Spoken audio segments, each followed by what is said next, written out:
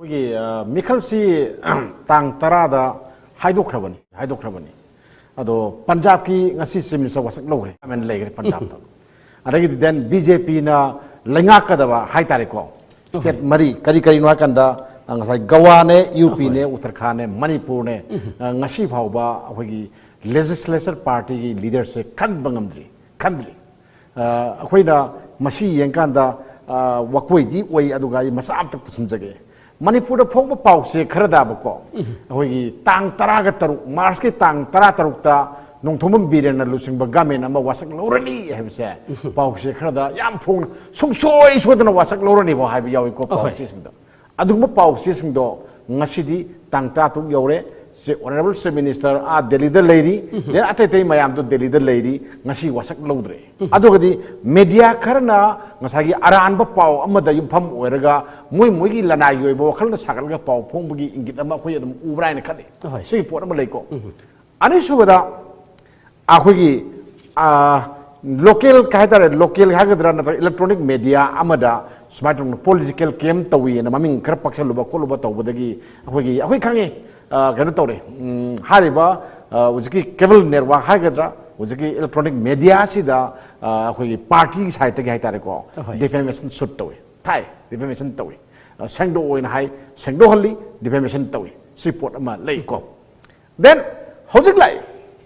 la kanjida hojiksina honorable Chief Minister N Biren then adagi di TSP Sorjet hanagi ko works minister ni then adagi di party president se Delhi da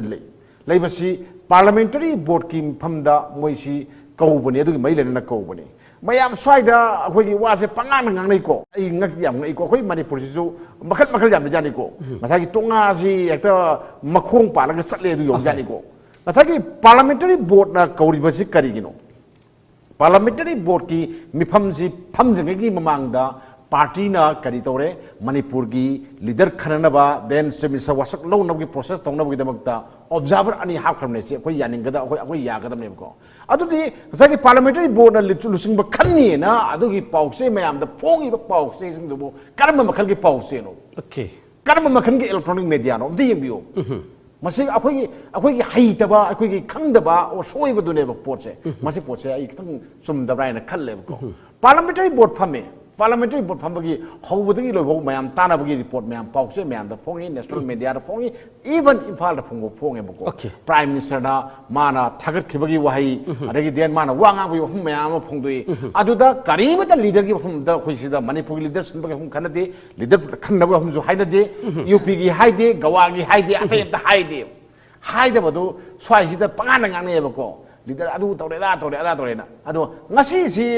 khoi gi kanoni Delhi da Chief Minister lai atai su lami mai gi lakpado ngarang la kan hala kaino unagre kaino gi khoi gi UP gi hana gi Chief Minister ma du di kaino unagre Modi hana unagre bako unara adu ma dum satkre adagi akhoi gi di ngasi unei mana unado se mi mari ne unado se akhoi khangi mase kanone ba karsi kol to wase dum sanai bako party gi thabak thorom la kan da musum mayam unawasi dum hauna bi ne ba unado se kanano akhoi gi han bada Prime Minister Narendra Modi unani Union Home Minister unagani then adagi di Nitin Gadkari unagani si niyom niko aduga Defense Minister Rajnath unagani Rajnathi party gi ahal niko mui mari se unabai pandam me se loin thamne se misamyam ni hanagi misamyam ji loi thamne ba adu ai kana unagam no khangde then Prime Minister unaka du da ngasagi migi protocol ama leiba kari protocol no hakanda akhoi BJP ki legislature party ki leadership kamai to na khan ga dage hase Modi na khan ba yade okay the Amit Shah na khan ba yade JP Nada na khan ba yade sidi parties ni kaino ma mathandan paya ponte ba group of kaino na magi member mayam duna smai to se na paramama thamaga leigra pot amane ba aduna kaidore ngasagi kaino sina akhoi observer half ni ba observer ani half ni ba observer ani ki thabak wali ba khoi dise admai to is the sig marak the Prime Minister unare Prime Minister unabagi du tutor the Prime Minister gi dagi thadore pmu dai thadore ma unai karsi kol tawramen hai adagi som da unaru ka da kadore bu Prime Minister na adum hairagi hangdi hairakte khangde mathangi katamju honorable Chief Minister N Biren na khoi ken oirani na tho eta hajin ba adagi di then khoi gi Goa gi su man oirani tho hajin ba si kamai tawi masi ai tasengna asambati oiramba yai ko adu official oidriba port amane official oibai di kamai tawni party ki somna kanda hai tare ko BJP Manipur Pradesh ki Manipur state unit ki kanguna che thokane ma khalles mangoda yorkani adu ki che duma yaude national ka akoi national ke thakta laiba BJP ki national leaders ki kano da ki CM da thokte then prime minister na so haidi khodi phau da haidi ba adu orgadi national media singna adum khara adum wakhal na sagal laga adum pangong phongbra haibagi pot ama se akoi nai ningai oiba wa ma oi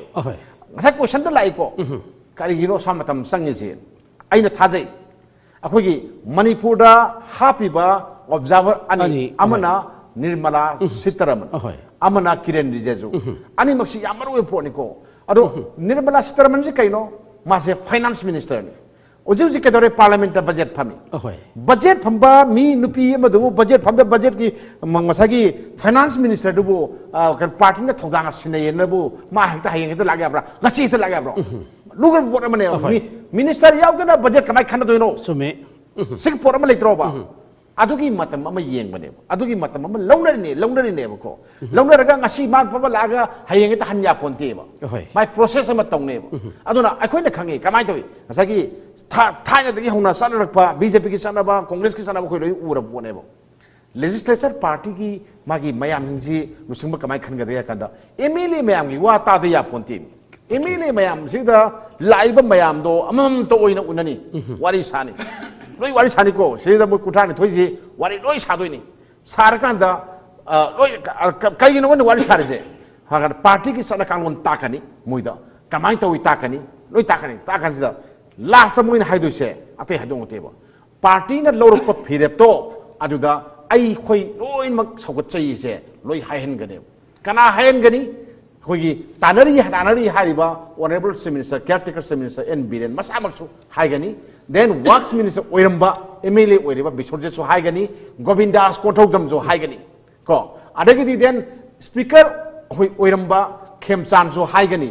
swine राधेश्यामजु हाइगनी लोइना हाइगने हाइबदी कदोरे ngasagi party na loruk pa phirepto aduda akhoi yajai se loina hayen doine hair kaduda o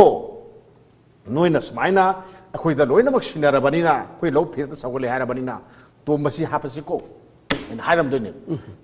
hai doine sigi process ama lakhine ba sigi process laktringe sida swaida